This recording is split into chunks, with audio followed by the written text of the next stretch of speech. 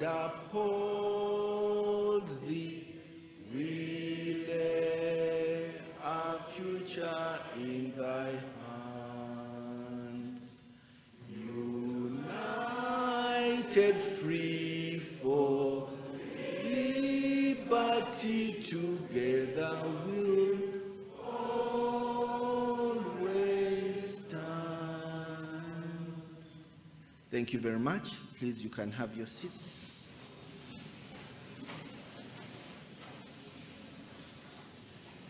Our guest of honor, the Minister for Development Cooperation and Global Climate Policy, the Kingdom of Denmark, the Deputy Vice Chancellor, Professor Umar Kakumba, the Principal School of Law, Professor Ronald Naluwairo, the Deputy Principal, Dr. Zahara Nampeo, the Acting Director, Human Rights and Peace Center, representatives from the Justice, Law and Order sector, representatives from the Government of Uganda, diplomatic missions, civil society, the media, the staff and students of Makerere University, you are all most welcome.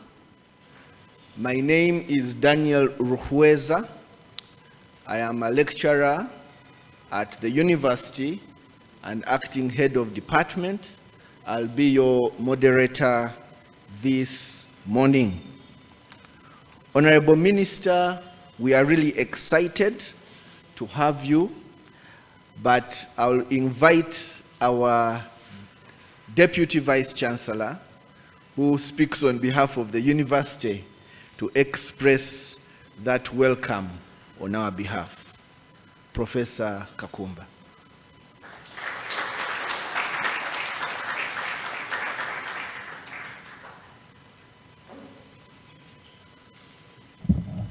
Many thanks to you, moderator.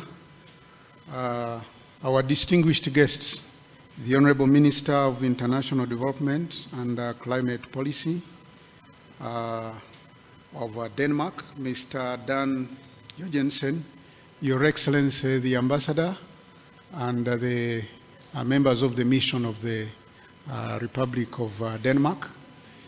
Distinguished guests, our dear panelists, our colleagues from faculty and the students, and all invited guests. I want to take also the opportunity to recognize representatives from the JLOS, the Justice, Law and Order sector institutions here present, representatives from government ministries, departments and agencies, the civil society organizations, members of the media and the press, colleagues, ladies and gentlemen.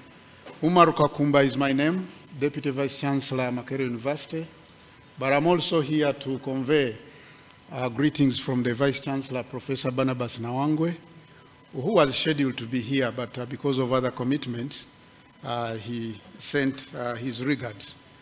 Colleagues, I want to take the opportunity to welcome you to Makerere University, but also particularly this dialogue today. As you are aware, the debate on climate change, decarbonization, issues concerning the current dilemma we are facing with the climate variability are very, very pertinent, not just to this country, but the world at large.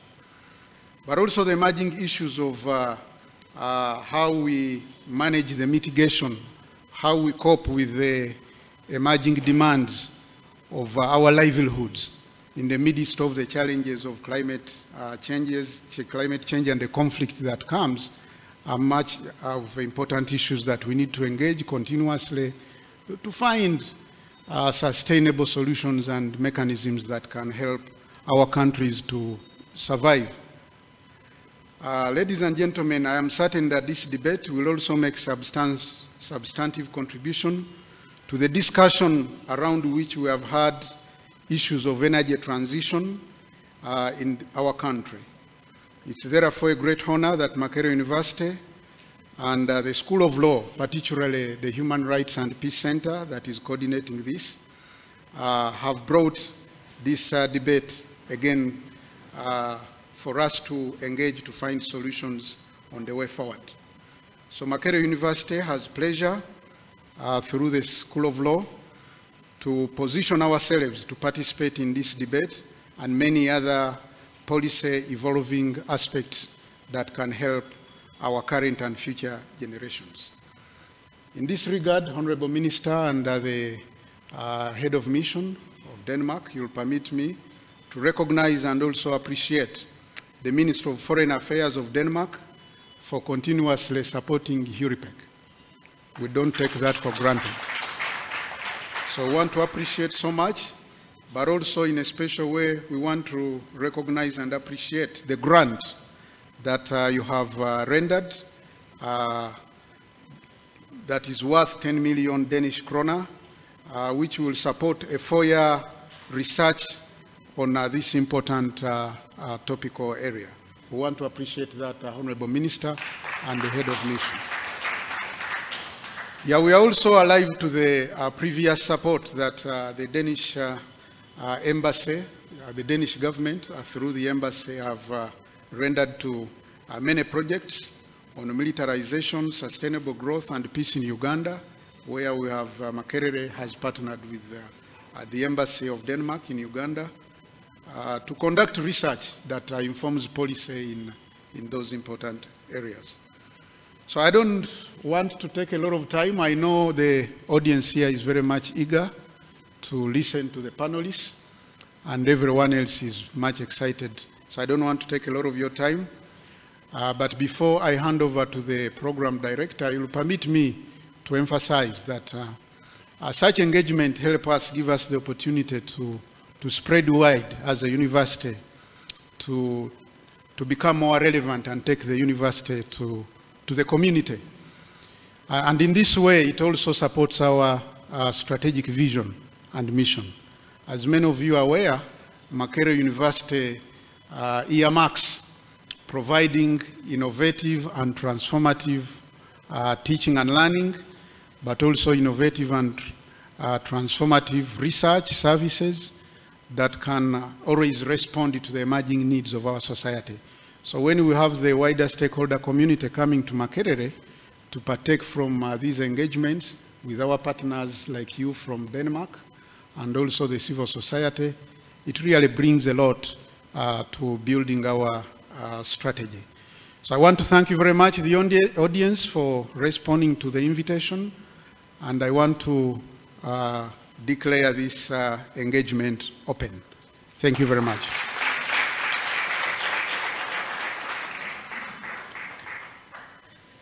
Thank you very much, Professor Kakumba, for those very welcome remarks. Now, it's not every time that we get to host a guest of this high magnitude, so we are very excited. I think we are so excited we've even become so quiet.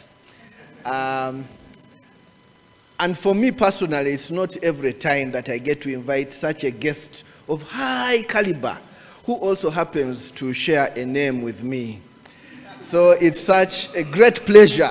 I don't know about the rest, but for me especially, to invite the Honorable Minister to come and speak to us. Thank you very much.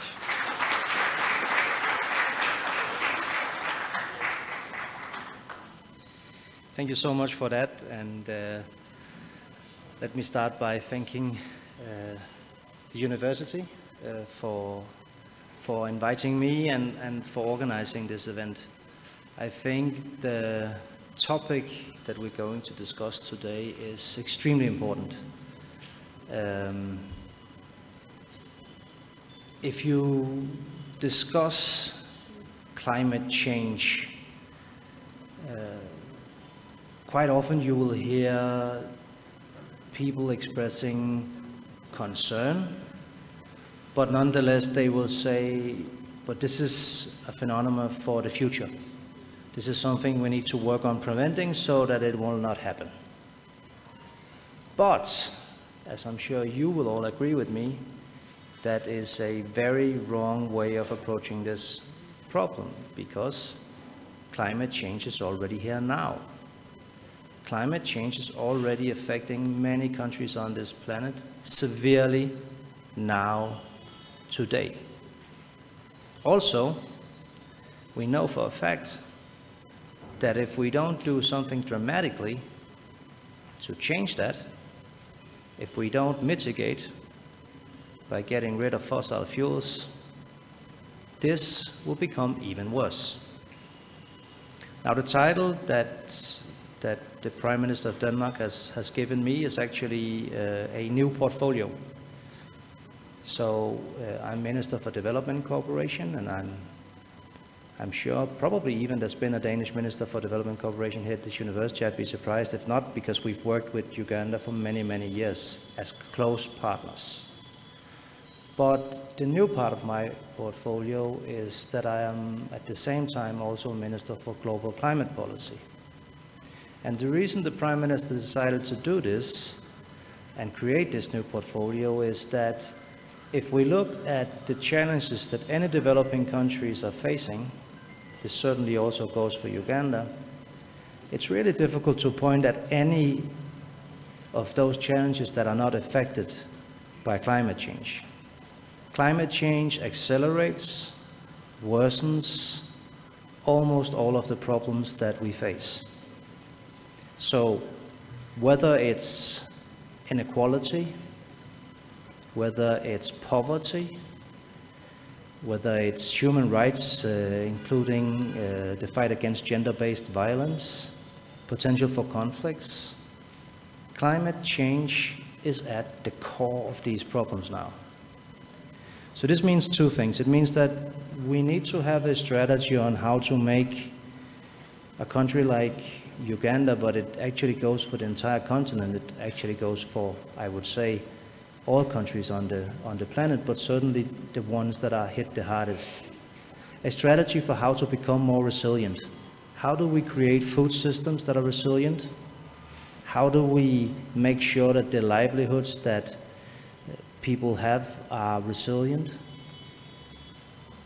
And this, by the way, is not only a question about making sure that the effects of climate change does not take away the livelihoods of people. It's also about making sure that the efforts that we do to mitigate climate change does not have the negative consequence that it takes away jobs for people.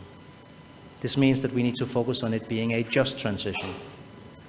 So, if you are a person working in an industry that is dependent on fossil fuels, or if you are a person working in an industry that are dependent on deforestation, for instance, you're not an immoral person. You're not a bad person that wants to ruin our climate, but you're in a personal situation where this is how you make a living. So it is also a political aim and a very important political task to find ways of making the green transformation a people-centered transformation, a just transformation. Creating new jobs for the people that might lose their jobs because the economy is moving in a different direction, and making sure that whenever we impose new legislation, whether that is national legislation or it is international legislation, that it also takes these possible negative effects into account. One good example of that is the legislation that the European Union has passed to fight deforestation. I'm sure that most people in Uganda would definitely agree that preserving the forest is extremely important for climate change issues. The forests are a carbon sink for having sustainable livelihoods for many, many people, and for protecting the rights of indigenous people, for biodiversity reasons. So all of this means that obviously it's a good idea to make sure that there's not a global market for products that are being produced at the expense of forests. On the other hand, if we make this legislation in a way that implementing it will mean that many small farmers, for instance, or small companies will not have a chance to really apply to the rules, then we risk it having a counterproductive effect. First of all, it hits the people in a negative way that we want to protect. Second, it's not like the people being hit negatively by this law potentially will then not find other sources of income. Obviously they will. And there's a risk that that then might degrade forests. So these are one of the dilemmas that we face internationally, and this is why really when speaking about climate change, there's no such thing as national politics, because everything every country do on this planet affects the rest of the world. Now Denmark is committed to do our part. First of all, for us it's also a question about fairness, about equality. I very much subscribe to the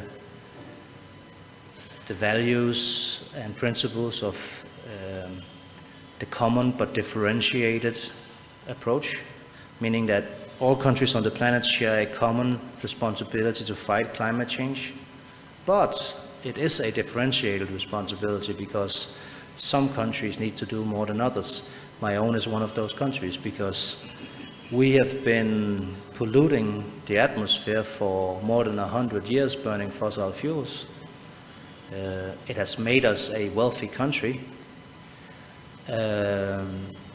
Compared to Africa, for instance, the whole continent is only responsible for 2% of the global emissions. So that's one of the big injustices of this world, that some of the countries that are hit the hardest by climate change have no fault in climate change actually happening. So this means that we need to do more, and we are only a small country, so there's a limit to how much we can do. Nonetheless, we are trying to lift our share. We're doing it in several ways. One is having very close bilateral ties with individual countries like Uganda. And therefore, I'm also very pleased to be able to announce here today, and for the journalists, this is the news part of the speech, a new development program between our countries, which means that we will be able to allocate $95 million over the next 5 years, and 60% of those funds will be directed towards green transition and climate and environment purposes. Thank you.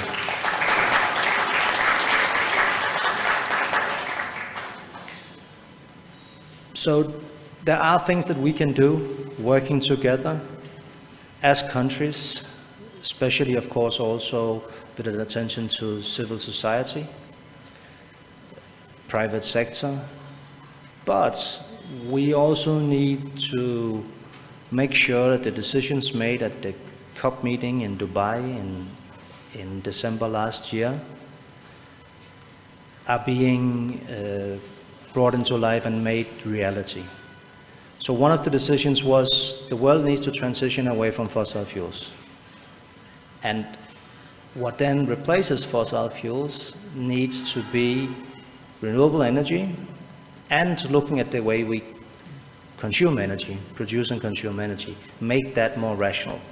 So a tripling of renewable energy before 2030 globally, and a doubling of energy efficiency measures. Most of these transitions will actually, if done so properly, strengthen the economy of most countries. Being more efficient with the energy that you use is just simply common sense. Renewables used to be expensive, used to be unreliable, and therefore could not compete with fossils. Today that's not the case. Today renewables are most of the time cheaper than alternatives from fossils.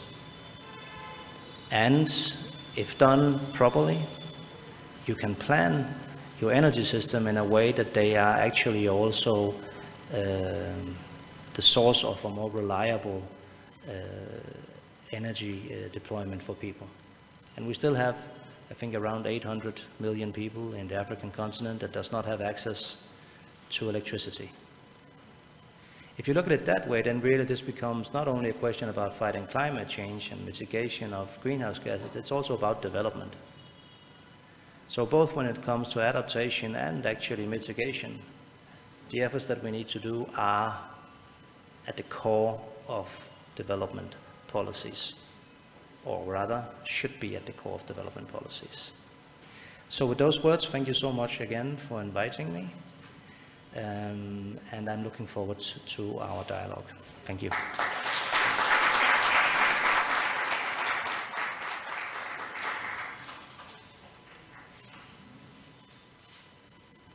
Thank you very much, Honorable Minister, for those very important interventions. I'll now invite Dr. Mary Susan Abo, who is Director, Center for Research on Energy and Energy Conservation at Makerere University, to give us some responses to that comment, especially to maybe give some insight on what Uganda's energy transition currently looks like. About 8 minutes of your time. Thank you very much. All right. Thank you very much.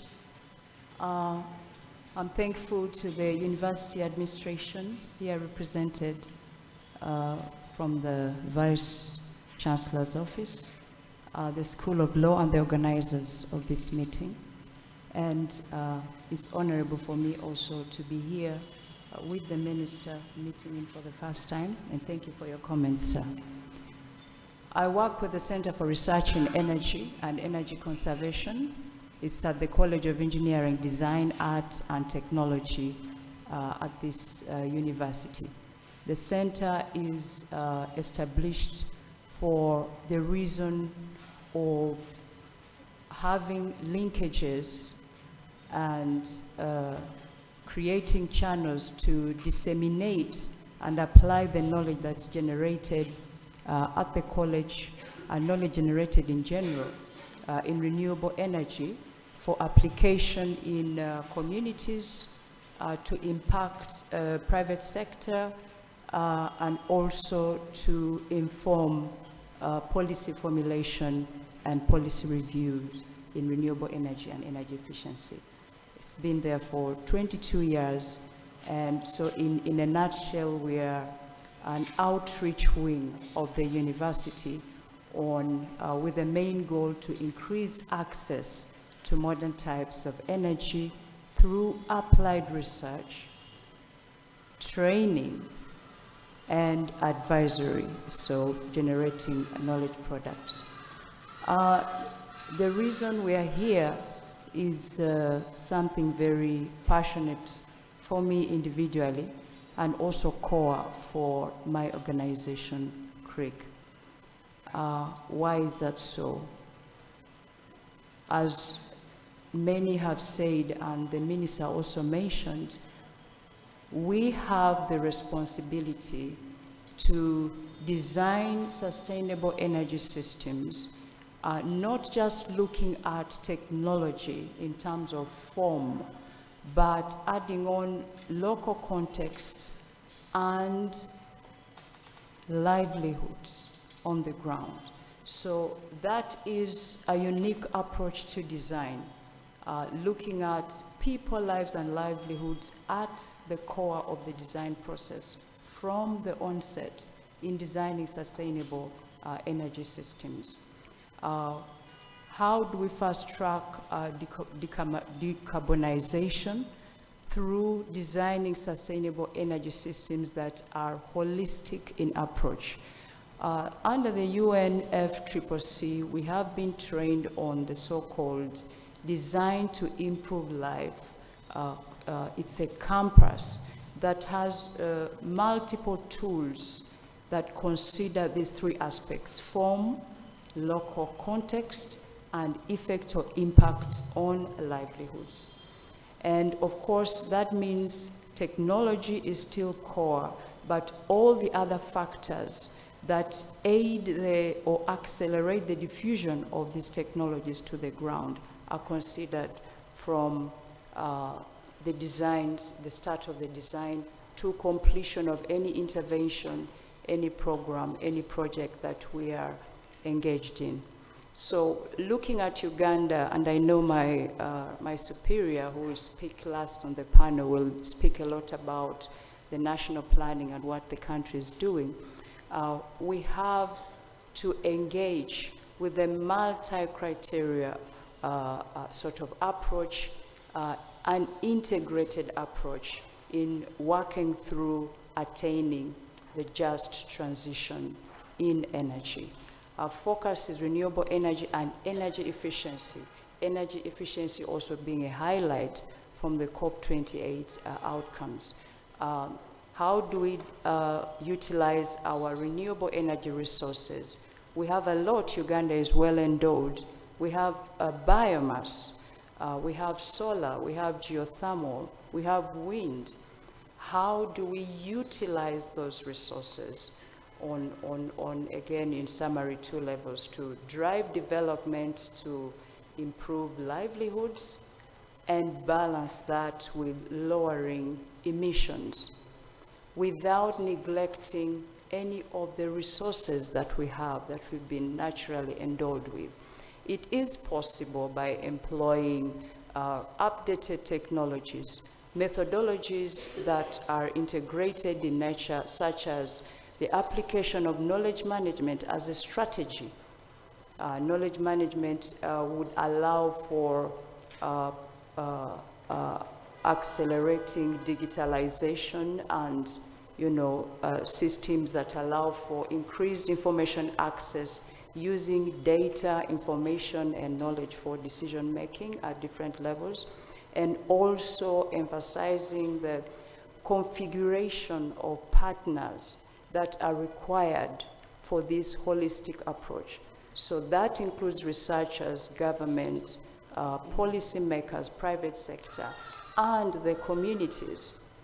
And that can be very complex, you know, to build trust and to build this, you know, integrated system that accommodates all the players through the design process. But it is possible, again, because there are methodologies and approaches that have been tested, again, for instance, through the UNFCCC formula on the design to improve life mechanisms that we can use to do these designs.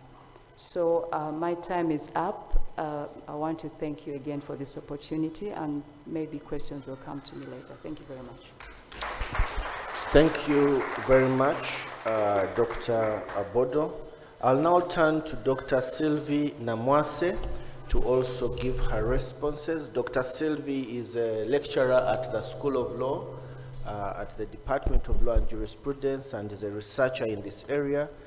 Dr. Sylvie, in your responses, if you could touch a little bit on what the social and political dynamics or conflicts to the biomass charcoal value chain in this country. Thank you very much. Thank you very much, Dr. Ruhweza. I'll get right into it. Ladies and gentlemen, just as Dr. Susan has been discussing and underscored the importance of holistic approaches and multiple perspectives while looking at the technical side of the energy transition debate, I contend that it's even more important to center these multiple perspectives when applied to social, political contexts, specifically on questions to do with when to roll out these technologies, how, and towards who, and with what obligatory attendant levels of support, particularly on the part of the state. So my central claim, therefore, is that decarbonization dilemmas must be analyzed within a conflict perspective, because like any transition, they are steeped in conflicting interests. These conflicts can exacerbate pre-existing socio-economic and political fault lines, with the ultimate risk of violence in some cases. And the dilemmas occur at global and local levels, not just the local levels.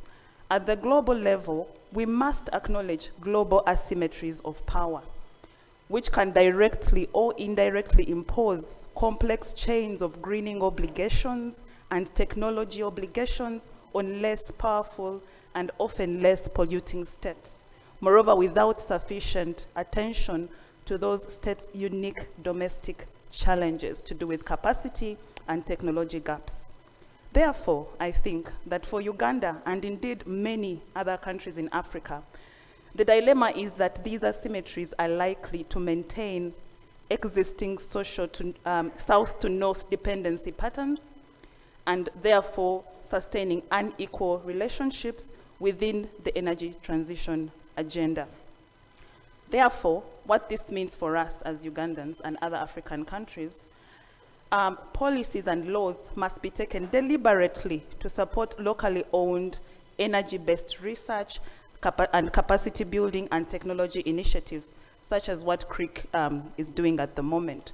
But my own preliminary findings on this project that I'm leading on charcoal and decarbonization in Uganda is that initiatives such as these are still dismally funded. They are underfunded. So at the national level, when we look at dilemmas of transition, we can trace these to gender, youth, class, and ethnicity-based grievances. And these are all groups with grievances that are located within the current charcoal value chain in Uganda. I'll briefly speak on youth. Many youths in Uganda are engaged in charcoal burning and selling. It is a source of income for many of them who lack opportunities for formal education and are excluded from the formal employment sector. Many of us are beneficiaries of these businesses that the youth are engaging in. If you're to mention Rolex, the reputed Rolex, the Chikomando, the roasted chicken or the TV chicken that we know very, very well in Wandagea, these are all businesses that are hinging on the charcoal value chain in which many youth are engaged. And most critically, ladies and gentlemen, according to a 2021 Uganda National Labor Force survey, 41% of Ugandan youth aged between 18 and 30 years are not in employment, education, or training. So therefore, policies that encourage blanket bans on the charcoal trade have to contend with the absence of alternative options for sources of income for these percentages of youth that may be currently absorbed within the charcoal value chain, or else risk even higher youth exclusion from the economy and the attendant implications of social unrest and conflict. At a macro level, the charcoal industry in Uganda generated about $38 million annually as of 2020, making it a lucrative business for stakeholders, including top government and military officials in Uganda. So, ladies and gentlemen, what all this means is that sudden and blanket bans on the charcoal trade would disrupt multiple interests and can create new sets of problems for Uganda. By way of example, the Presidential Directive under Executive Order number 3 of 2023, which banned charcoal production in northern and eastern parts of the country, was in fact preceded by similar bans at local government levels, but with no significant change on the ground. Instead, what happened is that the bans led to increased charcoal prices and locked in businesses due to the high profits that followed the bans. So the bans also additionally fueled grievances, particularly against security actors, some of whom were found to be providing armed security services for the trucks that are actually transporting charcoal to the markets for trade. But most importantly and critically, and of concern perhaps for us, especially at the Human Rights and Peace Center, are some of the local responses to these illegalities following the charcoal bans, which have resulted in the formation of youth vigilante groups in some regions in the northern parts of the country. For instance, in Arua North County, where a member of parliament actually constituted one such youth group with a mandate to intercept trucks that are transporting charcoal to Kampala and other parts of the country for sale. I think that such developments carry within them multiple risks for violence, especially as they pit armed security forces against unarmed local communities, moreover in transitional contexts, where issues that are related to transitional justice remain largely unresolved. So, as I conclude, what then should be done through law and policy to aid just energy transitions in Uganda? I strongly propose that climate change and energy transitions and solutions in Uganda, which inform policy and law, should not only be defined in technical or conservation terms, but should also be seen as social, cultural, economic, and political problems, which warrant multidimensional actors and responses, as Dr. Abo emphasized earlier. It follows, therefore, that just energy transitions in Uganda can best be achieved through deliberate, inclusive, and participatory policy making by the affected communities. Finally, ladies and gentlemen, Uganda's population, currently at about 50 million, is one of the fastest growing in the world, and it is expected to double by 2040. I argue that investments in clean energy alternatives might not immediately match all the present and future population energy needs. This means that charcoal will likely remain with us for a while, and it cannot be wished away through executive orders.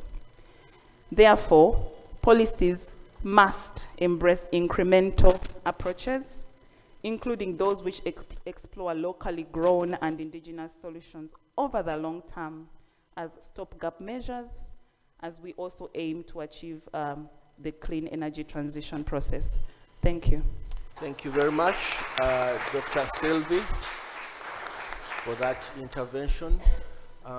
In case there are any members of the audience who are outside the doors, maybe we can move in so that there's occupation on this side of the auditorium. Don't worry, we are going to have a bigger one very soon, under the able leadership of the Principal and Deputy Vice Chancellor. So I'm hearing from our panelists, people-centered transformation, integrated approaches and methodologies, unequal relationships between North and South, disruptions, incremental approaches, executive orders. I hope we are all following. Now, allow me to invite Dr. Brian Isabrie, who is a Commissioner for Renewable Energy at the Ministry of Energy and Mineral Development, to help us, therefore, with ideas on how, among other things, how can peaceful and equitable pathways to energy transition be developed. Dr. Isabrie. Thank you very much. Good morning, ladies and gentlemen. The Honorable Minister, the Head of Mission, the Vice Chancellor represented by the Deputy Vice Chancellor, the Principal of this mighty school, who also happens to be my head prefect.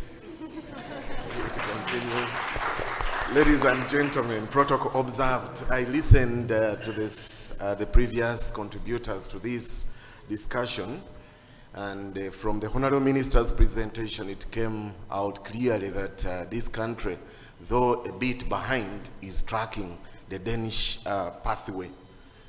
Looking at the Danish model for energy transition, it mirrors a lot of the things that we are doing as a country, although we are a few steps behind.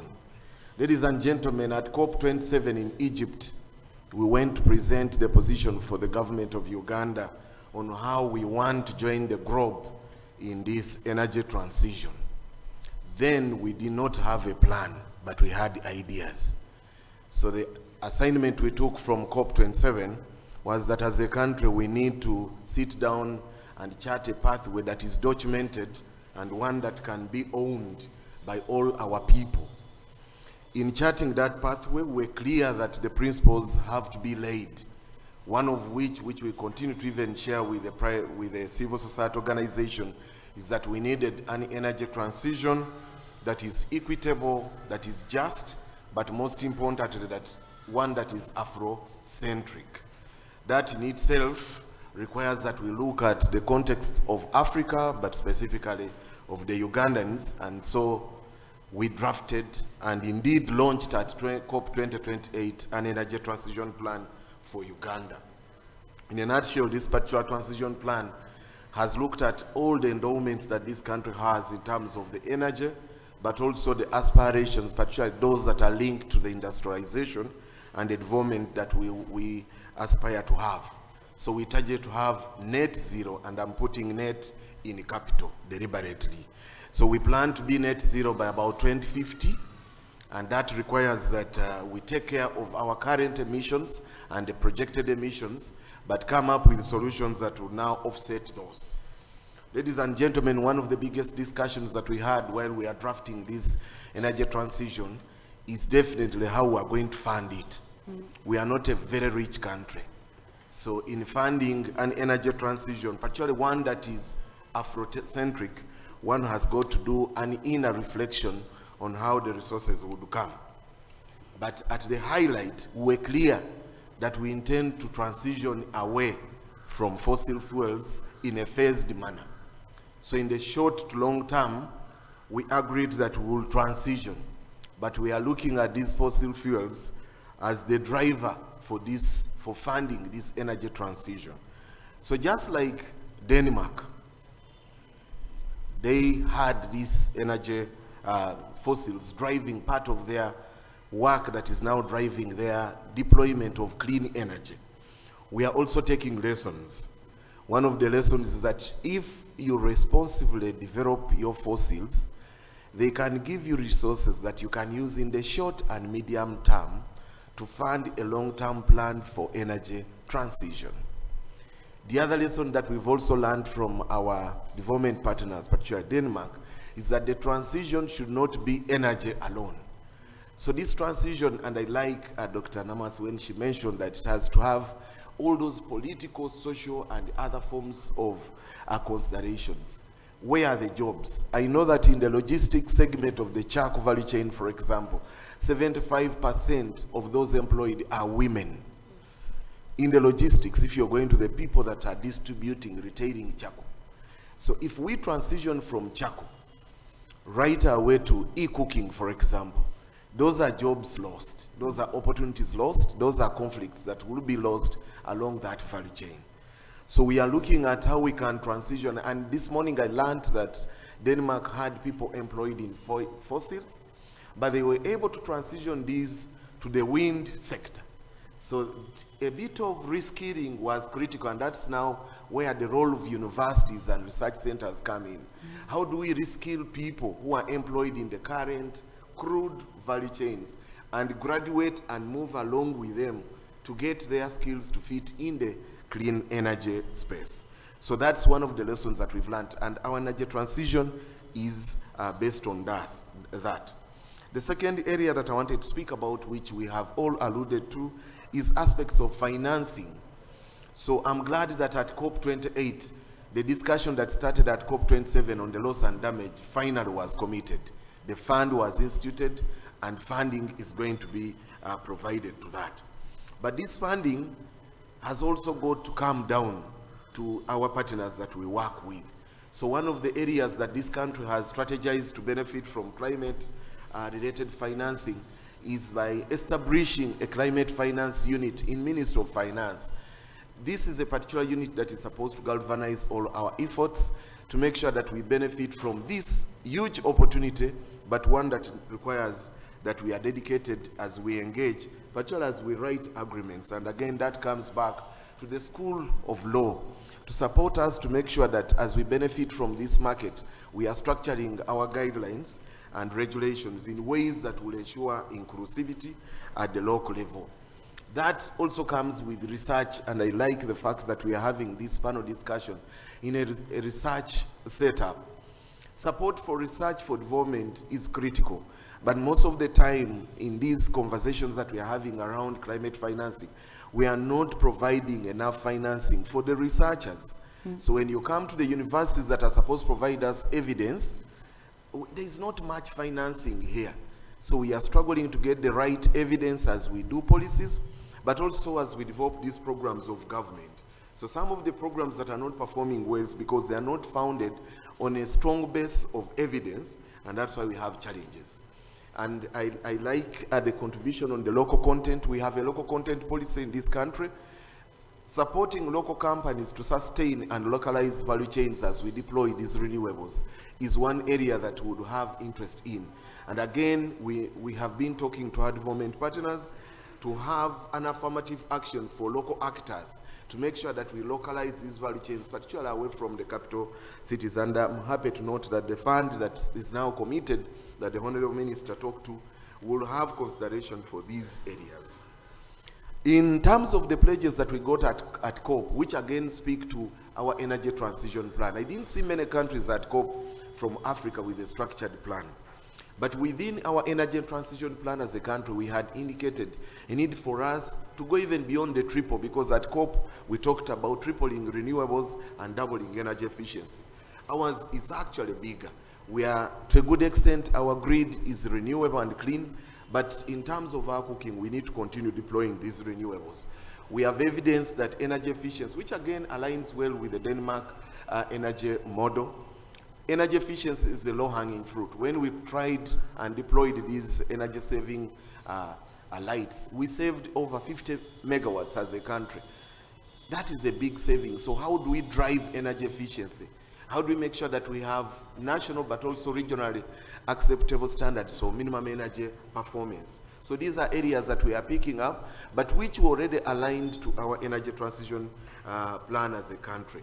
The global cooling talks again around issues of energy efficiency. Mr. Moderator, I'm coming towards the end of my presentation, but allow me to speak about one of the biggest and probably one of the controversial commitments of our energy transition plan. As a country, we looked at increasing our energy supply to about 52,000 megawatts. Currently, we are at about 2,000. You see how you target to move to create another 50,000. So looking at the resources that are available on us, one of them, of course, we have the renewables, but nuclear came out. So the biggest contributor to these 52,000 megawatts is nuclear. And I'm glad to note that at this COP28, over 22 countries committed to tripling nuclear energy, which again speaks and is aligned to our energy transition plan. So ladies and gentlemen, our ambitions to develop nuclear are founded not only here but globally accepted as one of those that will help us in our energy security endeavors. I have talked about some of the areas that we want to pursue, new areas of source of energy, and I see the moderator is standing. One of the things that came out that speaks to our agenda is the clean energy, clean hydrogen certificates, that now as a country, as we develop our green hydrogen, we are able to trade globally. This was another commitment of about 35 countries that we think is critical. Second last, Mr. Moderator, and to keep you comfortable and not worried, is about clean cooking. This country doesn't cook clean. There's been a conversation from previous speakers. We want to transition our clean cooking to better. Over 1 billion Africans cook dirty, so Uganda is not different. So we have prioritized, and in our energy transition plan, we have been keen to speak about aspects of how we want transition from traditional biomass to clean forms. So the ban on commercial exploitation of charcoal is one that we speak to globally, but which we are also looking at technologies to deploy this. And lastly, Mr. Moderator, we are speaking to our partners, and it's not every day that as a university and the people you get development partners, but you're at a level of a honorable minister. So allow us to put in a request. Support for technical assistance, capacity building. This is a university. I'm a proud alumni of this university. Is critical, particularly on research. But in private sector, which is critical to deployment of our renewables and clean forms of energy. Readiness for private sector requires that we deploy resources for researchers like these to do for us feasibility studies. Because in this country, you come here as a private sector and invest in a feasibility, then you come to talk to me, a commissioner, and you say, I want to do this, but you are the one that has the knowledge. So we continue requesting for resources to deploy in creating readiness, particularly for crowding in private capital. I submit. Thank you. Thank you. Thank you very much, Dr. Issa Vidye. For certain reasons, I couldn't stop you. Thank you very much. But they happen to have something to do with a certain city where we went to school. Okay. Now, ladies and gentlemen, we do not have a lot of time with the Honorable Minister, but be assured that we are going to maximize the last 20 minutes as much as possible. So we will do a very brief first session of the Q&A, and then we will take a group photograph. Then we'll allow the Honorable Minister to have a short interface with the members of the press while we also continue with our Q&A. So be rest assured that there will be time for slightly more questions than the 5 that I have planned. So we'll take 2 questions from Advocates Coalition for Development and Environment, which has been working on this area for a very, very long time and partnering with the embassy and the Kingdom of Denmark. And then we'll take 2 other questions from the students, and then just 1 from the members of the public. We allow the minister to step out, then we do another Q&A. So Dr. Arthur, I don't know if there's a second microphone that someone can help me give to him. He will give his questions. And yeah, thank you very much, moderator,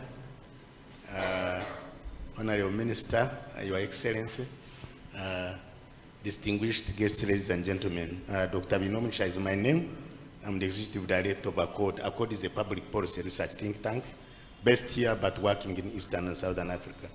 ACCORD is a member of the Green Economy Coalition, which is a global coalition that is helping countries to transition to the green economy. The question I have for you, Minister, is that climate financing in the global south remains a major challenge, delaying climate change action. But also, I remember that the Paris Agreement, there was a promise for funding climate change, and that funding did not come. We are very now hopeful based on the COP28 outcomes, but it would be important, Honorable Minister, to tell us whether that commitment will translate into real financing that countries in the global south, like Uganda, really need. Thank you very much. thank you very much. Dr. Arthur, those 2 for ACCORD? My colleague Paul has a second one for the minister. Okay.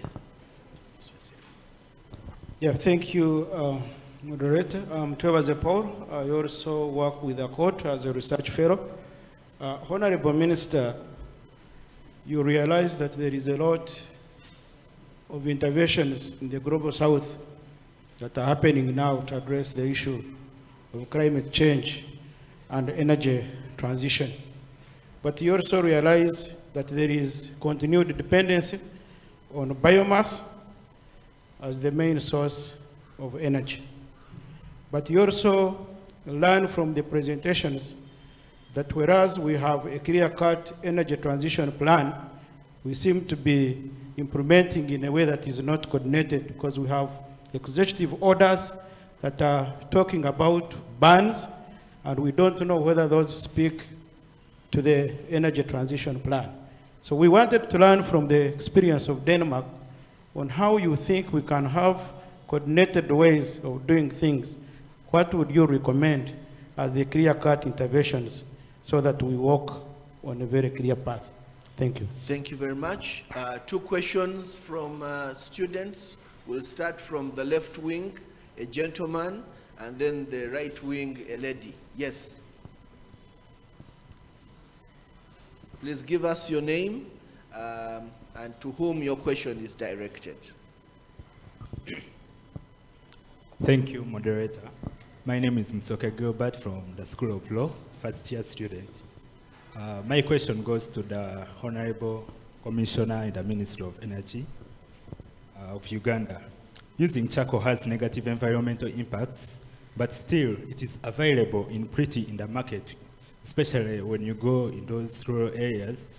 The government has come up with different policies and laws to mitigate the use of charcoal to fight climate change and resolving conflicts arising from the same to create a smooth transition, but we are not seeing like a sustainable way of transitioning when the government is giving bans instead of creating a smooth transition that caters for the marginalized groups that entirely depend on it. So how are we going to help out those people in order to ensure that we don't have we don't get negative results that are even going to create more trouble to our country. Thank you. Thank you very much. Question from a lady here. None? Okay, there is a student. Let us take, then we'll come back to members of the public. Yes, there's a student up there, and then we'll come back to the member of the public. Yes. Thank you. Good morning. My only question is directed to... Your name, please, and to whom the question is directed. My name is Isabel Akankwata. I'm in second year.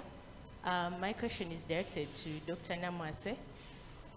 She had discussed the fact that right now, when you look at the policies, we are still in sort of a planning phase.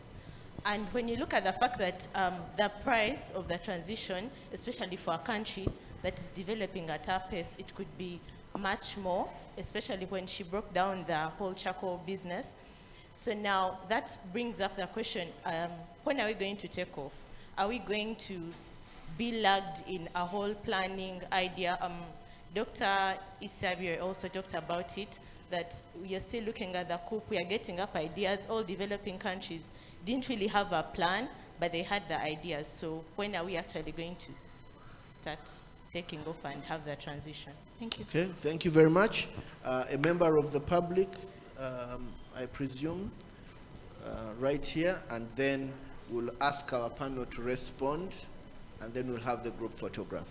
Yes, please.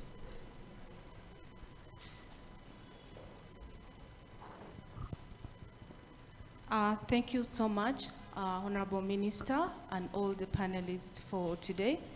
My name is Irene Anena. I work with Dan Church 8 in Uganda as the ACT Alliance coordinator. We appreciate the government of Denmark for their focus on climate change, but also for their contribution and commitment in supporting Uganda amongst the LDCs. But we are also concerned about the deliveries from COP28 in terms of moving away from fossil fuel.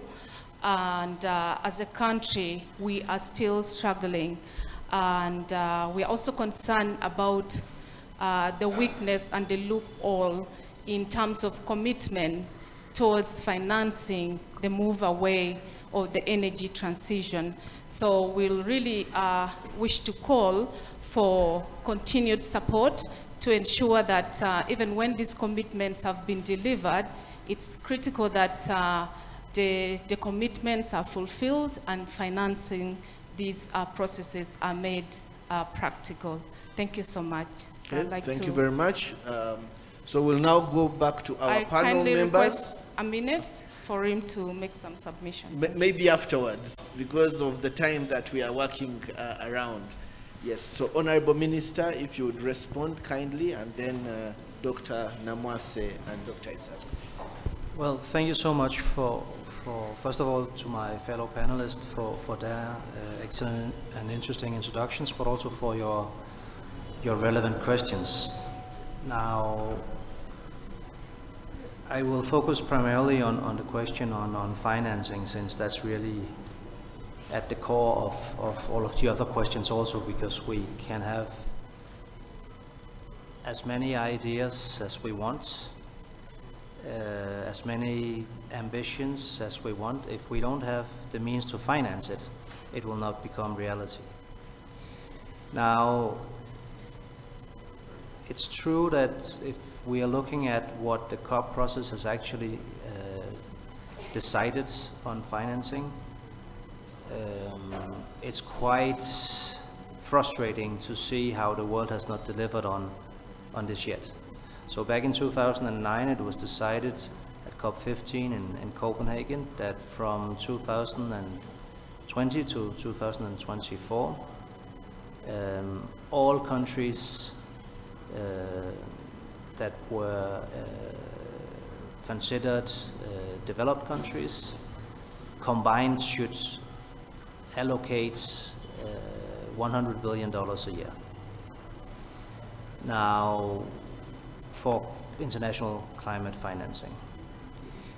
Now, good news is that has actually happened now. So when we look at the 2022 numbers, those 100 billion is there. Bad news is it should have been from 2020. And the really bad news is that 100 billion is far from enough. We probably need closer to trillions every year. How do we make that happen? Well, one source for climate financing is, of course, public money. So if governments make programs like the one I've just announced with Uganda, but since there's only about a handful of countries in the world that are actually allocating 0.7% of their GDP to development aid, we're pretty far from a situation where we can count on that being the primary source. Also taking into consideration that obviously development aid is not only for green purposes. This means that we need to look at other sources also. We need to look at the multilateral development banks, especially the World Bank, not only and exclusively, but especially the World Bank. And we need to look at how we can use the money both from national governments and the developing banks to mobilize more private financing. So it's not just a question about finding the money to pay for concrete projects. It's actually about finding the money very often to de-risk investments or to capacity build to create the enabling environment. If that happens, then $1 of green aid can become $10 or even $20 in real actual investments. Now this might sound like a fairy tale, but actually it's quite feasible, since most of the investments that is needed are investments that are potentially quite lucrative. You could even argue, why do we need public money to support investments like that, since in the end it's going to be good business? But there are a few reasons for that. The primary reason is the cost of capital. So even though wind and solar power, coming from the sun and the wind, the natural forces, by the way, of which Africa has an abundance. So Africa could be the energy continent of the world, right? But investments in that are more expensive right now, even though the technology is cheaper than the fossil. And that's very often because of the risk. So, of course, it's different from country to country why that risk is there. It's obvious in a country with conflict, goes without saying. But other countries, it's primarily sometimes just irrational behavior in the markets, meaning that if we have actors like the World Bank that can actually make a rational calculation and analysis, they will be able, for not a lot of money, to de-risk investments that are then very willing to go into these markets. But it's also about creating what the market calls enabling environments. Now that relates to what I just said about the security of the investments, but it's also about being able to implement, for instance, renewable into your grid, into your energy system. And there we need a lot of knowledge sharing. We need a lot of technical expertise being shared by countries. And one way that we try to do this as a nation is that we work with IRENA and a number of developing countries on getting this technical knowledge out there. We also have a lot of authority to authority, so government to government collaborations where Danish experts are trying to share some of the experiences that we have. So for instance, taking renewable energy and making that a part of energy system. It's not difficult for an engineer if you've been doing it your whole career. But if you've never done it before, obviously it is. So very often it's also a question about education. And if we can help by using Danish or German or European or arena experts, educate and share best practices with experts from Africa, then I think we will move forward.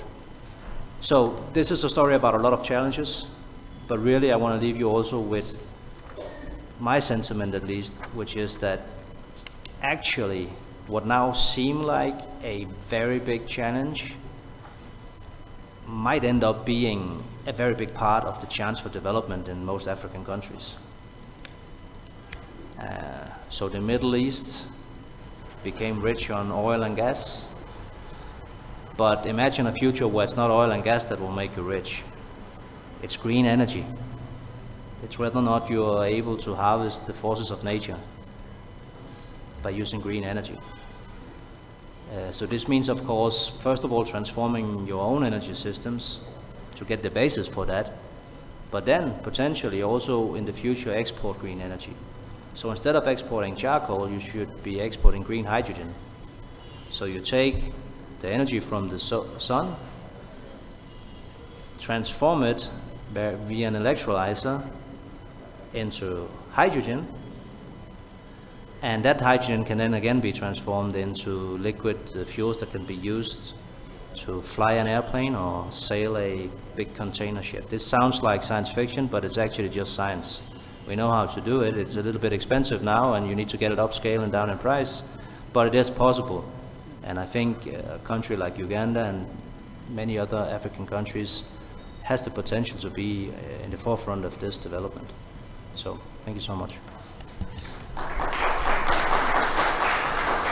Thank you very much, Honorable Minister. The next two questions were asked of the panelists who will still be with us and are mindful of the time. So I'll kindly request that we get to the next small engagement of having the group photo. And so the panel will just sit facing me, if I can put it that way, and then the camera people will stand where I'm standing. We take that group photo, and the minister has to be out of here in 4 minutes time. So if we can do that very quickly. I don't know whether the guidance is that the rest of the audience remains seated or they stand, something like that. And while that is being organized, there is, Honorable Minister, a display of a motor vehicle, an electric motor vehicle. So maybe after your engagement with the media, that can be, yes, so we'll sit.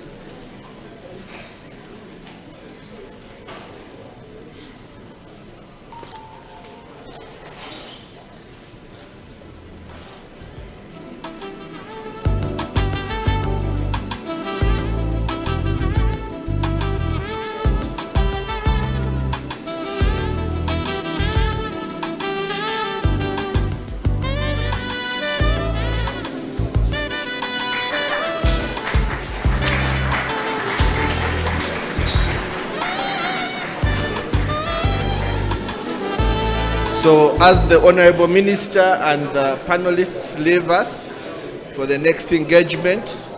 I'll ask the panelists to take their seats again so that we can continue. There is a display. There is a display of an electric motor vehicle, and I'll ask when we are done with this, people can go ahead and sit. The rest of us, please, let's stay behind. The engagement outside is only for the members of the press.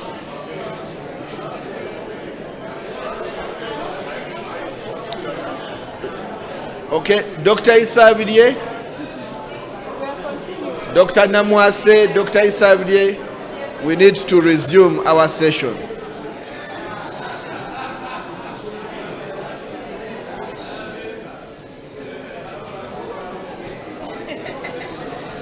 Yeah, we just have to improvise. Okay, so now we shall continue with the session. We've been neglected for long. There were two questions that had been given. The first had been directed, I believe, to Dr. Namwase, and the second was given to Dr. Isabidie. So we shall continue. If we can have some silence, please. Some silence, please. All right, Dr. Namwase, over to you. Yes, thank you, Dr. Ruhweza. Isabel, thank you for the question, and it was, when are we going to take off? My short answer to that is that we shall and should take off when we are ready with all the alternative options in place and with a plan to sustain them. Because for me, the bottom line is, of course, climate change is a very big issue. It is important to find ways to adapt and mitigate, but equally important is peace and stability. So you don't want to sacrifice one sustainable development goal for another. This is why it is important that as you're transitioning or as you're taking off, you're not leaving many people behind. One of the things that we should contend with as Uganda is that we are a fragile state. We are on the Fragile State Index. We rank quite highly. And one of the reasons why we are on that Fragile State Index is the issue of inequality. The levels of inequality are widening every day in this country. So you're having a large population of disaffected, enfranchised citizens. And then, depending on the kind of decisions that you make, you run the risk of further excluding them, and then you create opportunities for the cleavages, the enclaves of the disputes that are prevailing in the country to just blow open. So talk about ethnicity-based cleavages or tensions or disagreements. Think about class, think about politics, and many other institutional grievances against the state, among many others. Issues around regional inequalities. So when you transition to a source of energy that is inaccessible, that means you're cutting off something that's to the core of people's livelihoods and even survival, because the most direct need we have from charcoal is, to use it to cook so that we can feed ourselves and our families, our children. So if you implement a policy, an energy policy that is elitist amidst all these already pre-existing grievances, and also maybe only accessible in the short term, and you have no ways of sustaining it in the long term such that people are constantly able to access it, you run the risk of your energy transition policy being one of the factors that can trigger the fragilities that we are already facing as a country. So yes, we will take off, but we shouldn't rush to take off. Otherwise, we'll find ourselves digging an even deeper hole for us as a country. And we don't want to have conflict in this country because we've already been through it for many years. So that's it. Thank you. Over to you, Dr. Isabidie. Sorry, thank you very much.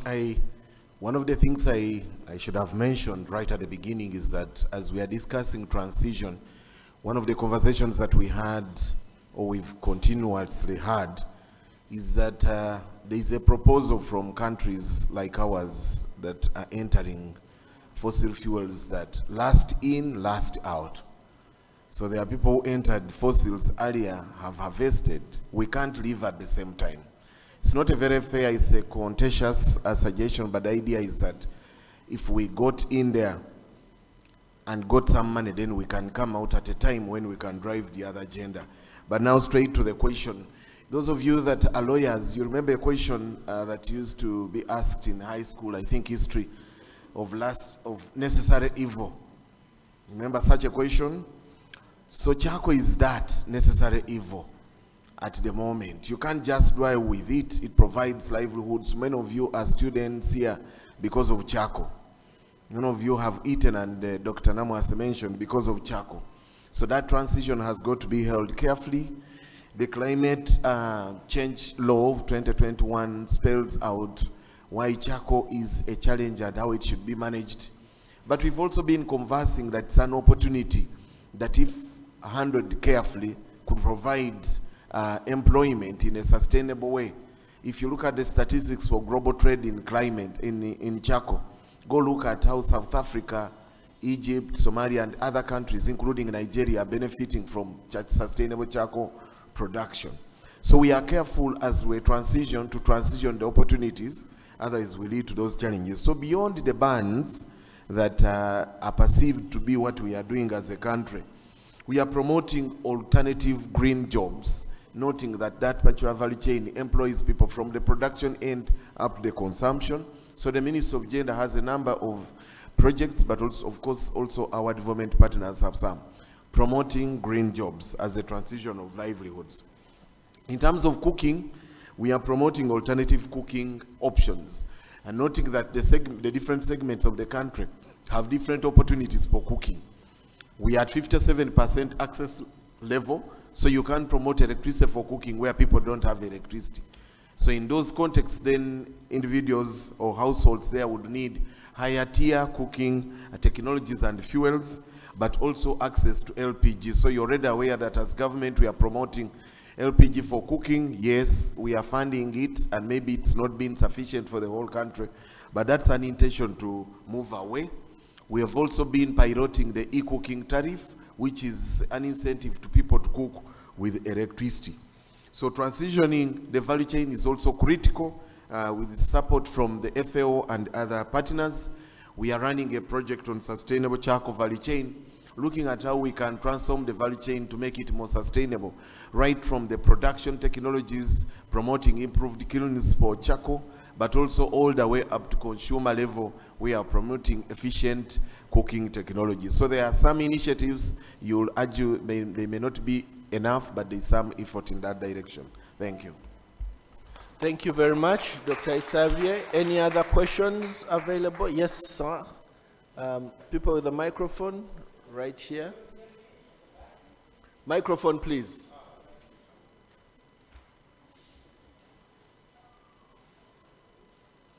Thank you so much. My name is Anders Hansen, and I'm the country director of Dan Church Aid in Uganda. I'm very much of a pragmatist, and I like Dr. Sylvia's point. She's emphasizing that biomass is part of reality. And as we transition is absolutely important, and technology is part of that transition. But sometimes technology is expensive. I remember we work in West Nile, in and around the refugee response. There's a lot of cooking every day taking place with biomass, and there's not much alternative. Now, someone presented to me an e-cooker, solar-driven, extremely efficient technology. The technology is spot on. It has no problem.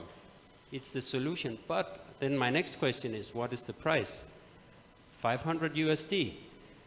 1.5 million refugees cooking, per household with a $500 equipment. That's expensive. And the market cannot offer that. Then it has to be funded from somewhere else. That might work, but it's not so realistic in the short term. So as I'm coming back to being a pragmatist, I just want to share an encouraging example from our work in West Nile. And it starts it takes point of departure on where does charcoal come from?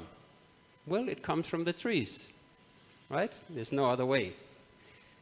So, right now, much of the charcoal comes from indigenous trees, whatever is left of small forests here and there, indigenous trees on farmland and so on. That's where it comes from. That's the source.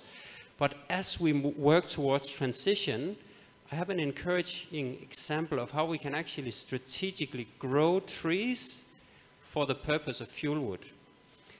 And that sounds backward. It sounds not right, but I think it might be right as we take one step at a time on the transition, and it can be an economy of its own right for the time being. I'm not saying it's the solution on the long term, but for now we need it. And my encouraging example is with Dan Church Aid and communities and refugees in West Nile, we work on transforming farm systems into agroecology systems. And agroecology is not a technology, it's using nature's principles of producing agricultural products, but it integrates trees into the farm, and it integrates trees with the purpose of producing biomass into the farms.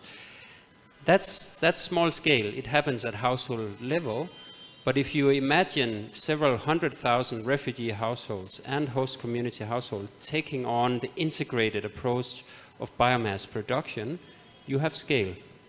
So just to advocate for being pragmatic, biomass is not going to go away tomorrow. I think, and I dare say that's the reality in West Nile when I visit the refugee settlements. So we need to work on the biomass. And where is that biomass coming from? Let's look at that, and let's look at the farmer system. Right. And agroecology has been positive for us. Thank you. Thank you very much. Yes, Dr. Tusa Sirwe.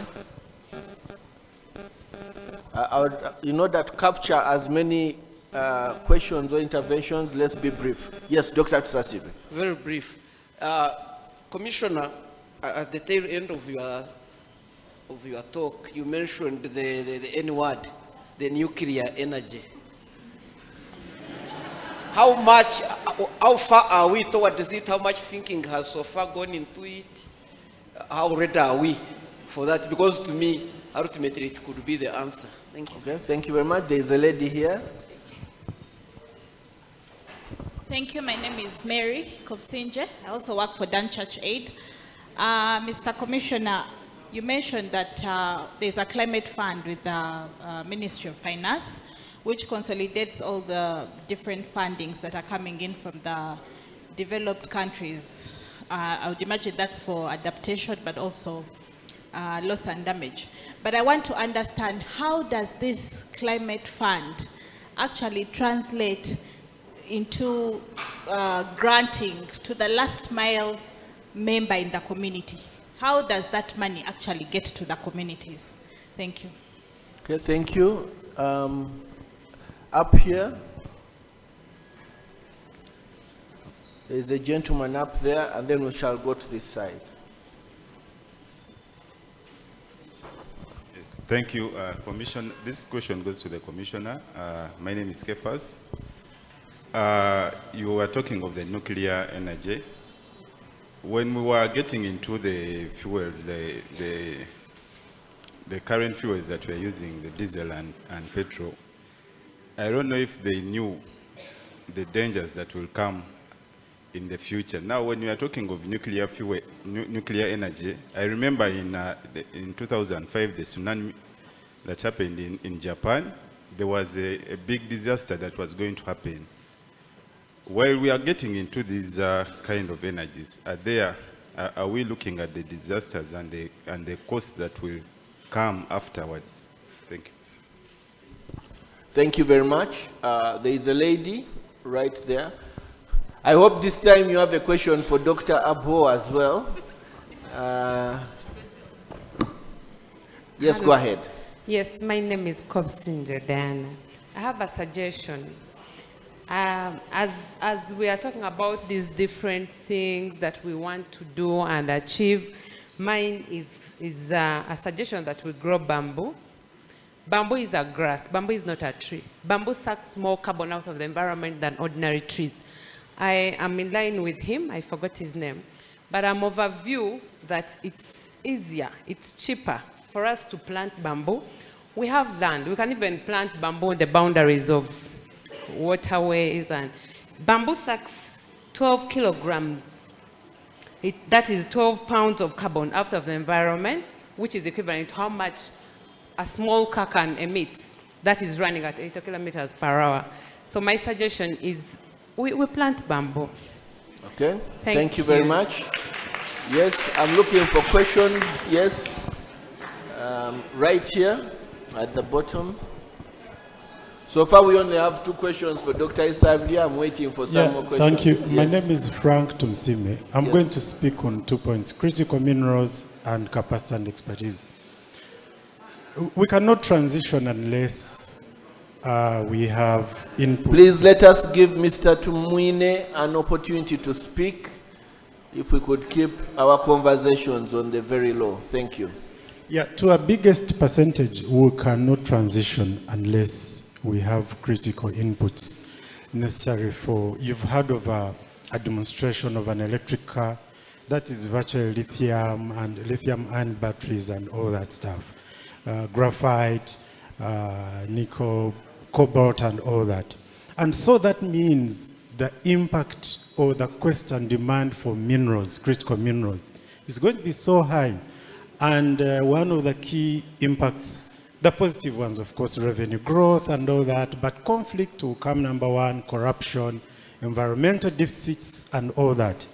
And Dr. Isabide, you don't have to convince us, but how ready are we in controlling, because you already have Oromic growth, the graphite mine,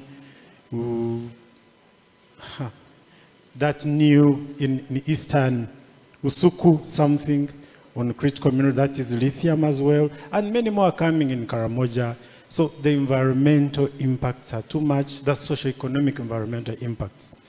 How are we going to move into this transition without taking care of the social and environmental aspects? I know you will say, oh, we are going to do this, but practically the money is available, it will be too much. The last one is on capacity. For me, the reason why this seminar has been held here is not just a show, but probably to encourage you guys that you are the experts in this. I'm a researcher and I'm a litigator, and I didn't study energy transition. But I think I can confidently say that I'm almost there. So guys, put aside some WhatsApp time and put time and research on this. And in future, you will tell me. The results will be big. Thank you. Okay, thank you very much. I'm trying to find some people who have not yet said anything, please. All right, so we are done with this side. Okay, there is a lady. There is a lady there. Panelists, do you have enough to respond as yet? Or we continue? A bit. Okay, let's take a few more. There is a lady right here. She's being covered by the camera, but yeah, go ahead. Yeah, good morning, everyone. My name is Mercy.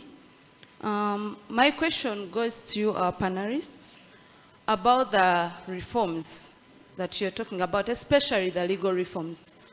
I agree with like 2 speakers who have spoken about planting trees, because you people are looking at the thing of deforestation as the most problem for Uganda's climate or Africa's climate. But you are not talking about reforestation. I'm thinking of a fact where someone is cutting 1 tree and planting 5 trees. I come to understand that government has land in every district, at every level, especially the sub-county level. Have you thought about if the government could at least get like 10 acres of land to plant trees that are environmental friendly at every sub-county in this country as Uganda? And when you're talking about the reform from charcoal use, we should also think about the cultural and customary, look at it like Dr. Sylvia said. Because when you look at Uganda's food, especially matoke, for those of you who know munyige, people don't like it on gas, people don't like it on on electricity, they like it on the traditional way of cooking, like firewood, like charcoal. So you're not going to compare Uganda to America or to those other countries of whites that are not eating these foods of ours that really need this source of cooking. So what I think is not to typically go away from firewood or charcoal cooking, but to provide reforms whereby even if they cook, we would still have more and more and more that is preserving the environment. Because when you speak, you're also focusing a lot on trees and charcoal burning as if it's the biggest problem of Uganda. What about the lakes? What about the rivers? What about the swamps whereby factories have taken over these places and they are building factories there? Go to rail and see what is happening. Go and see the reason why Katonga River fall in there and everything. You're not focusing on those things. Look at our industries here. And I like the speed that the government used to plant trees and flowers when we had the NAM visitors and what. I wish they could use that speed to plant trees all over the land of the government in Uganda that we have. Can't we reform in a better way, whereby we are not typically going away from our traditions as Ugandans or Africans, because we still need to eat that food. We need to feel that smoke. You're not going to typically take us away from that when actually you're selling electricity at 1,000 Ugandan shillings per unit. Who is going to cook that food? One unit of electricity can't cook beans. Dry beans, you may need like 5-6 units. That's like 6,000. How many Ugandans can afford that money? Unless the price of electricity goes as low as 200 shillings per unit. As long as the gas, I use gas at my place, and if 15 kgs of gas, refill 113,000. How many Ugandans have that? And I don't even use it for a month. How many Ugandans can afford that? So for me, I think you should not typically give away the traditional methods, but reform them. Do agroforestry. Plant trees. It should be, go back to the core, go back to the nature, to God's creation. Don't take it away and push it away. It should be actually the best thing we are looking at. Going back to planting trees, going back to preserve our rivers and lakes and swamps, and that's how we can save Africa, that's how we can save the world. Thank you. Okay, we have taken quite a number of interventions. I'll ask Dr. Isavie if you have some responses. Yeah, and then we'll do the last one after that, and then we can go. There are quite a number of them. I'll choose to leave the one for cooking and the pricing to Dr. My colleague from Creek, who is an expert in there. People, as we sit here, it's not very easy to be government because all these questions come to you. So I'll attempt to answer some of them. Where I don't answer well, please, my colleagues here, there are 2 doctors here. They will help me answer them. Readiness on nuclear. We developed a roadmap for development of nuclear in Uganda, and part of that roadmap is, of course, it highlights the milestones that we need to hit if we are going to get the first 2,000 megawatt plant by 2030 or thereabout. It's that we would want to ramp up to 24,000 megawatts going forward. But one of the biggest requirements in development of nuclear are the concerns around safety, noting what one of the people commented on. So there are many international bodies that are supposed to give you certifications along that roadmap, which spells out your ambition, that continue coming for certification to say go to the next level. But the nuclear that we are talking about at the moment is nuclear for peaceful means. And all of you use nuclear even today. When you go for those x-rays, you're using nuclear in a way. So we've been guided on the right health, safety, and environment issues that come with the development of nuclear. Our HSE, and of course supported by international bodies like the International Nuclear Development Bodies, have been supporting us to put in place mechanisms that would avoid the repercussions that can come with the development of nuclear. So yes, it's important for us to be careful on that, but what I want to assure us as a people is that government is aware of those requirements, and along that roadmap, there's been a strong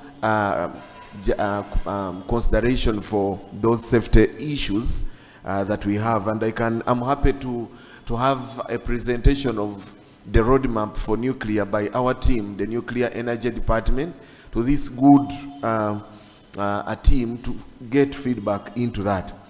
But one of the key areas, and someone asked how far we are in targeting our first 2,000 megawatts, is that amongst the milestones that we set was to identify sites for the development. So there were a number of sites that were identified, and I think the most promising one is now Huyende, and we have advanced on land acquisition in Huyende because of its proximity. One of the key areas was its proximity to the water bodies. Those that appreciate the nuclear science will understand why you need to have that proximity. But beyond that, as a country, we did not have a critical mass of capacity. So we have built some mass of people trained at different levels of nuclear energy development. But beyond that, we are setting up a center of excellence, which is going to be hosted in Soroti University. So this will build capacity for the whole country and look at all the whole value chain where we have gaps that we need to fit in. Like I said, the roadmap is there.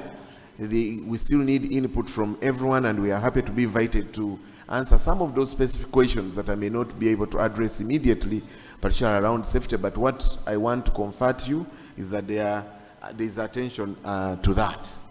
There was a question on the climate finance unit. You know, we have a climate change department in Ministry of Water. But because of the way the Public Finance Act has guides on fundraising, so there was a dedicated unit, climate finance unit, which is supposed to galvanize us as a country, to put in place policy options that support our interventions, particularly around financing related to climate interventions. So the unit exists. On whether the finances are already there, I don't want to confirm that, because beyond this, someone will say, you say there is a fund, how much money is there? What the unit is doing at the moment, one, they organize us to respond to global financing like the GEF and the others that are available, but they're also developing the guidelines for the country to discuss carbon interventions, whether you're voluntary or compliance. How does the country benefit from these opportunities that come from the carbon offsets? On the fund, I think I've cleared that. And how this trickles down, I think the climate law of 2021 spells how we are going to manage to decentralize this management of climate-related issues. And I think it is those mechanisms that need to be unleashed to go there. And the moderator is quick on me. Nature-based solutions, I like the proposal of bamboo. Bamboo can grow to maturity. Some of the varieties, 2 to 3 months, it can attain. I think the fastest growing bio is bamboo. Some varieties grow about 91 centimeters per day. And this would be a critical intervention for us. So this is a good proposal, one that we are looking at amongst the nature-based solutions. On critical minerals and the decarbonization agenda, beyond tapping into our critical minerals that we have, the 3Ts, the lithium and the others that we are keen to harvest, both as a country but also within the region. We are aware that as we extract these minerals, we need to pay attention to environment, social and governance issues around the exploitation of these minerals. So we continue doing ASIAs for our exploration as we look at these resources in the country.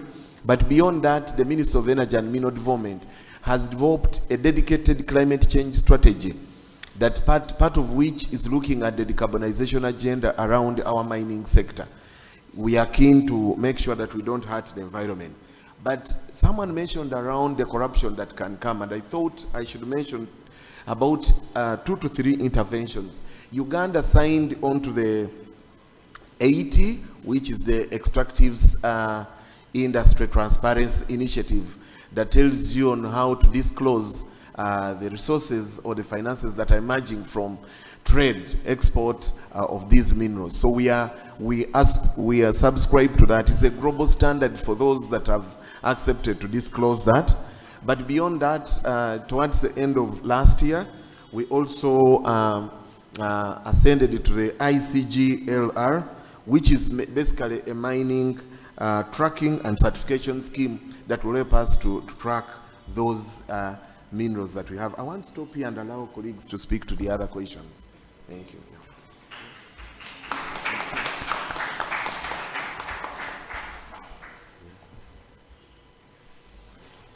Thank you, Dr. Brian. That was very exhaustive, and I've not answered any question because you're doing a great job.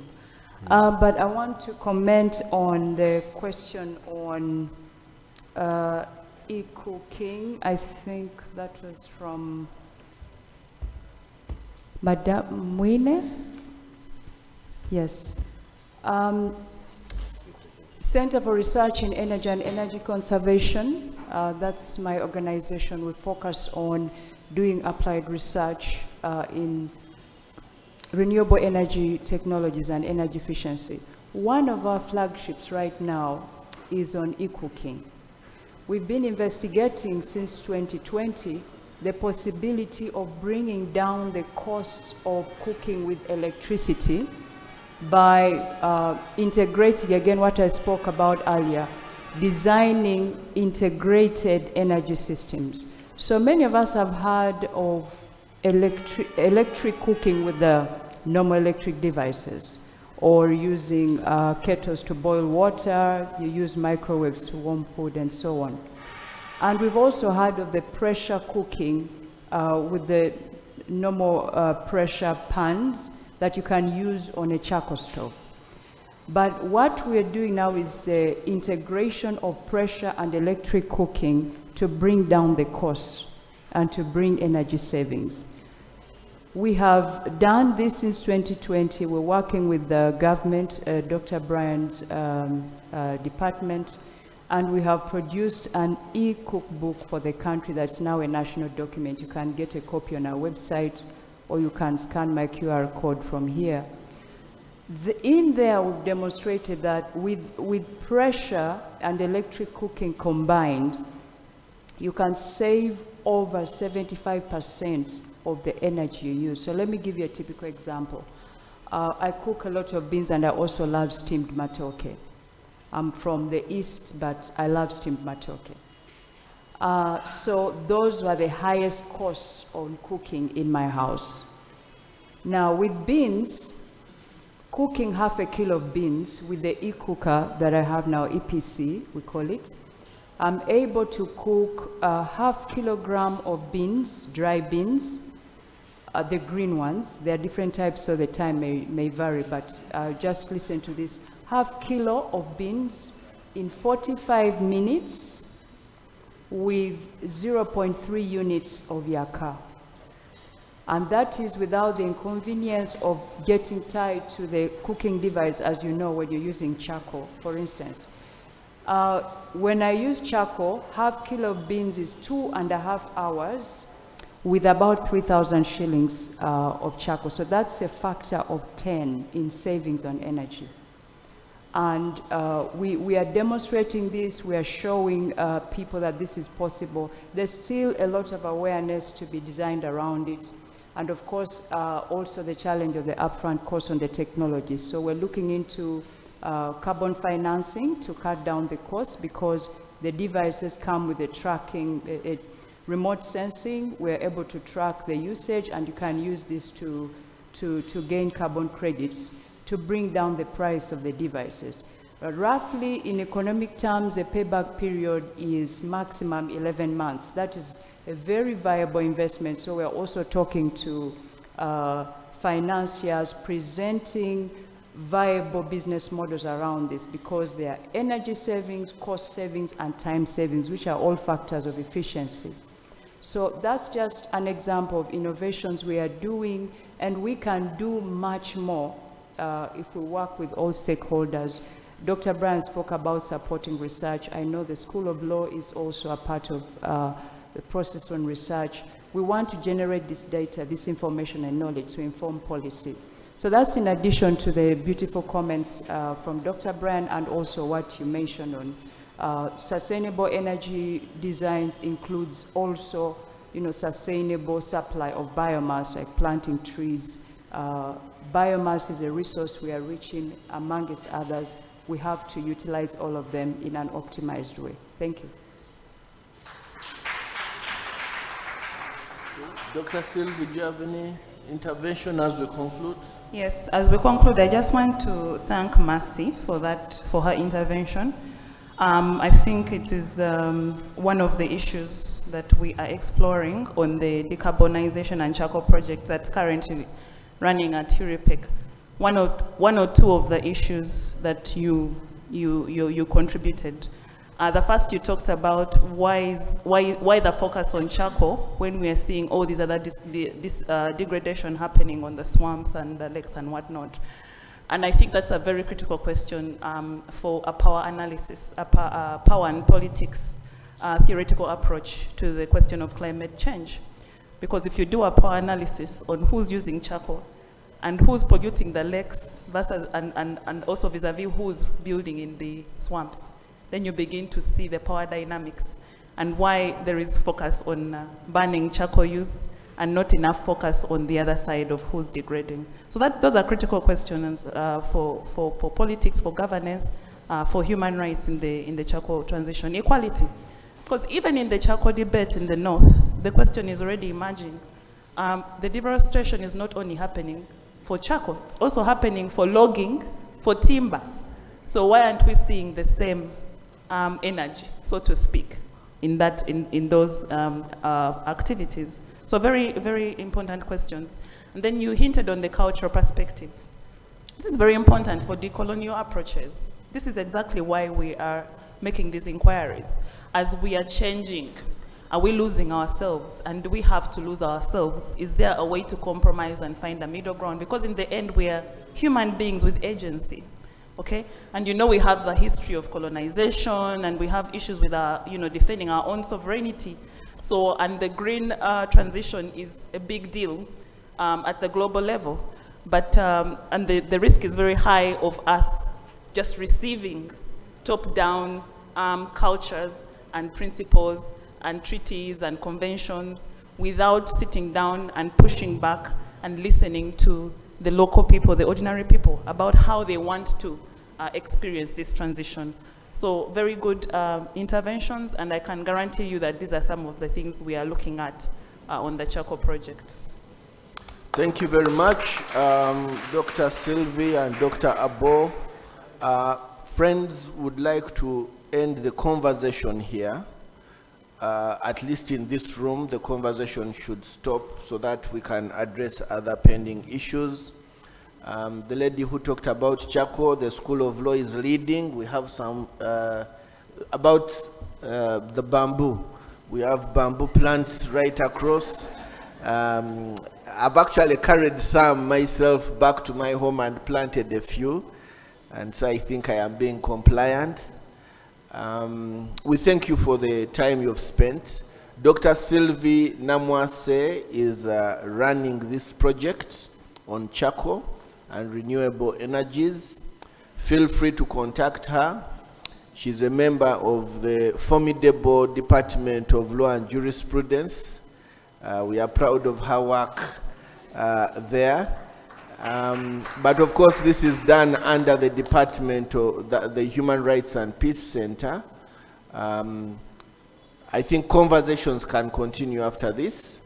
Please do not hesitate to contact her, to contact Dr. Abo and the others. Thank you very much, and I wish you all a good day.